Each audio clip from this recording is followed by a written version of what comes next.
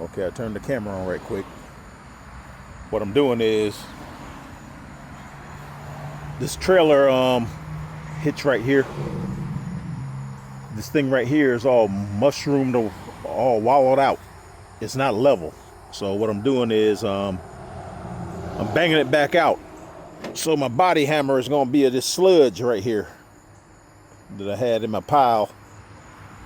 All it's missing is a handle. So I'm gonna use this to straighten this back out, make it back level like this right here.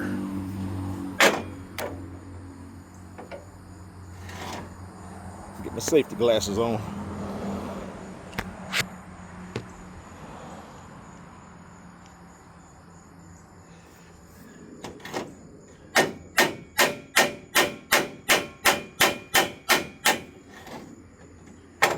Get the flat part of the hammer right here. Put it right there.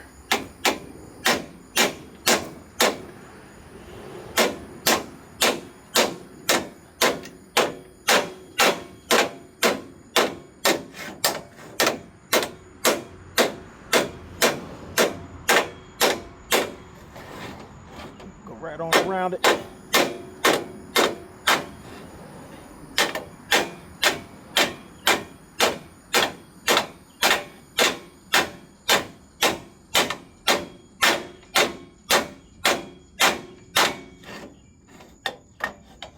Going around it.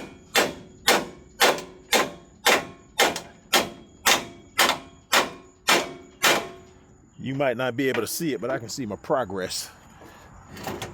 So I can know where I need to hit.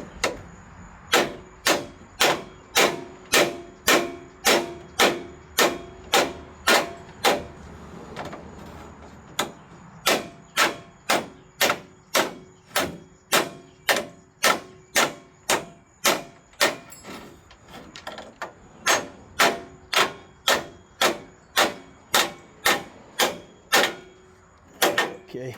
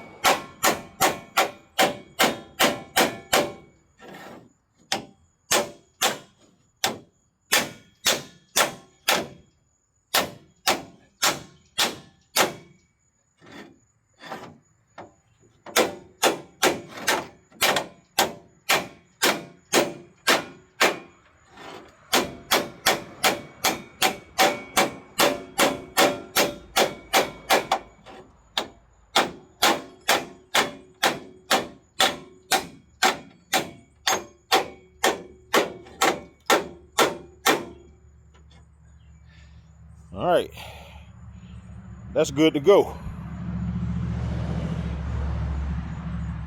So what's crazy about that is the type hitch that goes in there, it goes straight down, and it's a bad idea because it doesn't pivot out the way.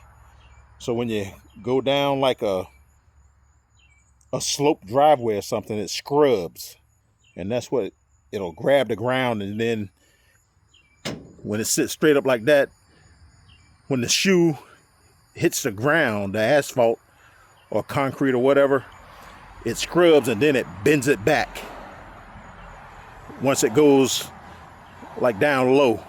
hits any kind of dip. So that's a bad design, man. I mean, other than that, you gotta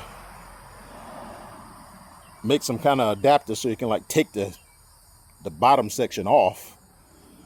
But this fixed hitch like this, the one where you can't like turn it out of the way, such as the one back here, I put this one on here temporary, but I drilled 2 holes in there so I can put 2 bolts in there. So I think I'm gonna, cause see this one right here, what you do once you crank it up, you pull this thing out right here, and then you can like, instead of being like that, you can make it horizontal, get it out of the way, you know what I'm saying? And it won't hit nothing. But this kind right here, it stays straight up and down. And just like this hammer, that thing right there hangs that low down there, and anytime you hit a dip, it just scrubs the ground and it bends it. So that's what happened to this right here.